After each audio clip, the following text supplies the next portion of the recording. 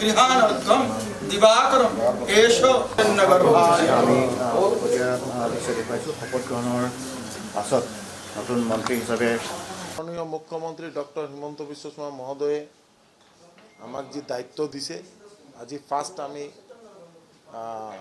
জনতা ভৱনৰ আমাৰ অফিচ যিটো চেম্বাৰ আমাৰ নামত এলটমেণ্ট হৈছে, আমি তাতে ফাৰ্ষ্ট আজি গৃহপ্ৰৱেশ মা কামাখ্যাৰ আশীষ বিচাৰিছোঁ। আৰু ইয়াত দেখিছে আপোনালোকে যে আমাৰ পূজা ষ্টাৰ্ট হৈছে, কাৰণ ভগৱানৰ আশীৰ্বাদ বিহনে একো নহয়, ভগৱানৰ আশীৰ্বাদেই মেইন। আৰু আমি ভগৱানৰ আশীষ লৈ গোটেই ৰাইজৰ হিতত যাতে ভালকৈ কাম কৰি যাব পাৰোঁ, কাৰণ মাননীয় মুখ্যমন্ত্ৰীয়ে যি তিনিটা গুৰুত্বপূৰ্ণ বিভাগ আমাৰ ওপৰত অৰ্পিত কৰিছে, আমি যাতে প্ৰত্যেককেইটা বিভাগেই ভালকৈ কাম কৰি যাব পাৰোঁ, এইটোৱে আমি ভগৱানৰ আশীষ বিচাৰিছোঁ, গোটেই ৰাইজৰ আশীষ বিচাৰিছোঁ। আৰু বিশেষকৈ যি তিনিটা ডিপাৰ্টমেণ্ট PWDৰ PMJSY, এইটো এটা ডাঙৰ ডিপাৰ্টমেণ্ট বা পশুপালন আৰু মীন, চবকেইটা ডিপাৰ্টমেণ্টেই যাতে ভালকৈ কাম কৰি যাব পাৰোঁ, এইটোৰ উদ্দেশ্যে যোৱাকালি আমি মীন বিভাগৰ আৰু পশুপালন দুগ্ধ উৎপাদন বিভাগৰ আমি যোৱাকালি ৰিভিউ মিটিং কৰিছোঁ আৰু অধ্যয়ন কৰিব লগা আছে। অধ্যয়ন কৰি খুব ফাষ্ট যাতে কাম কৰিব পাৰোঁ তাৰ উদ্দেশ্যে চেষ্টা চলাই যাম। আৰু আজি আমাৰ PWD PMJSY ৰিভিউ মিটিং আছে 12টা বজাত। তাৰপিছত অধ্যয়ন কৰি PMJSYটো যাতে আমি যিটো আমি গম পাইছোঁ যে এইটো অলৰেডি পাইপলাইনো আছে আৰু অসমৰ কাৰণে এটা ভাল খবৰো আছে।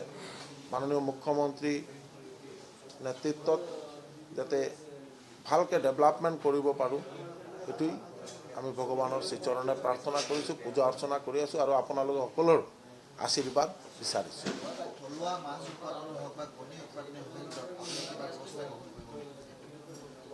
চাওক, আমি বেচিকেলি যিটো আমাৰ পশুপালন বিভাগৰ যিটো আমাৰ কালি যিটো ৰিভিউ মিটিং কৰিছোঁ, তাতে কণীৰ উৎপাদন অলপ কম আছে, এইটো আৰু বঢ়াব লাগিব। আমি যাতে যিটোৱেই আমি আমাৰ মাননীয় মুখ্যমন্ত্ৰী মহোদয়ৰ নেতৃত্বত যি স্কিম হাতত লোৱা হৈছে আৰু আমাৰ বৰা ডাঙৰীয়া মাননীয় মন্ত্ৰী তেখেত খুব ভাল চলাই আছে, আমি যিটো উপলব্ধি কৰিব পাৰিছোঁ আৰু যাতে ভালকৈ আমি উৎপাদনটো বঢ়াব পাৰোঁ, যাতে আমি বাহিৰৰ পৰা আহিব নালাগে, আমাৰ যাতে ইয়াৰ পৰাই আমাৰ কনজাম্পশ্যন আমি ইয়াতে প্ৰডাকশ্যন কৰিব পাৰোঁ, আত্মনিৰ্ভৰ অসম হিচাপে গঢ় লৈ উঠিব লাগে।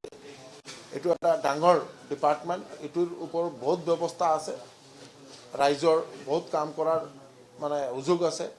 এইটো আমি চেষ্টা চলাই যাম।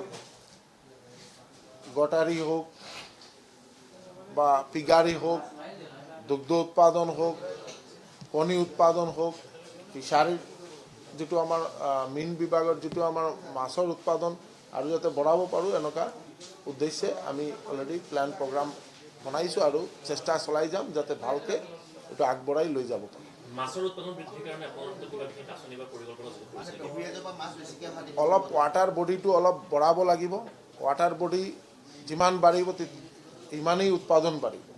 তো কালি আমি আমাৰ নিজা এটা কনচেপ্ট আছে যে আমাৰ চাহ বাগিচা অঞ্চলত বহুতকেইটা মানে ঠাই আছে য'ত আমি ৱাটাৰ বডি কৰিব পাৰোঁ, চাহ বাগিচাৰ ওনাৰৰ লগত কথা পাতি, আৰু এইটো আমি তাতেই আমি মাছৰ উৎপাদন বঢ়াব পাৰোঁ, ডাঙৰ আমি ৱাটাৰ বডি বনাব পাৰিম। আৰু বিশেষকৈ আমাৰ এছিয়াৰ সবচে ডাঙৰ যিটো বিল চনবিল, এই চনবিলৰ ওপৰত আমি কৈছোঁ যাতে এটা অধ্যয়ন কৰি 12 মাহ তাতে যদি পানী থাকে, এইটো 6 মান্থ পানী থাকে, এইটোত যদি হোল ইয়াৰ পানীটো আমি ৰাখিব পাৰোঁ, তেতিয়াহ'লে আমি ইয়াৰ পৰা এটা ডাঙৰ আমি উৎপাদন বঢ়াব পাৰিম মাছৰ। এইটো এনেকুৱা নহয়, হৈছে কি কেইটামান মাছ বাহিৰৰ পৰা আহে, আমাৰতো ইয়াত মাছটো আমাৰ অসমৰ প্ৰায় 90-95% মানুহে মাছটো আমি মেইন আমাৰ খাদ্য হিচাপে ভাবোঁ।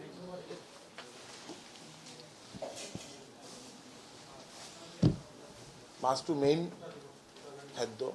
তো এইটো কাৰণে আমাৰ কোনোবা মানুহে যদি এই যে মেৰেজ চেৰিমনি এইবিলাকক অলপ বাহিৰৰ পৰা কিবা মানে মাছ আনি থাকে যিটো আমাৰ ইয়াত উৎপাদন হয় তো এইটোও যাতে আমি ইয়াত উৎপাদন কৰিব পাৰোঁ এইটোৱে কালি ডিছকাশ্যন আছে এনেকুৱা নহয় যে আমাৰ অসমৰ মাছৰ উৎপাদনৰ অৱস্থা খুব বেয়া এইটো নহয় খুব ভাল পজিশ্যনত আছে আৰু যিটো দেখিছোঁ আমি লাষ্ট ইয়াৰ আমাৰ গ্ৰোথ লাষ্ট 3-4 ইয়াৰ্ছ গ্ৰোথ খুব ভাল মৎস্য উৎপাদনত যিকোনো খবৰৰ বাবে যোগাযোগ কৰক 7099017330 লগতে 7099017110 নম্বৰত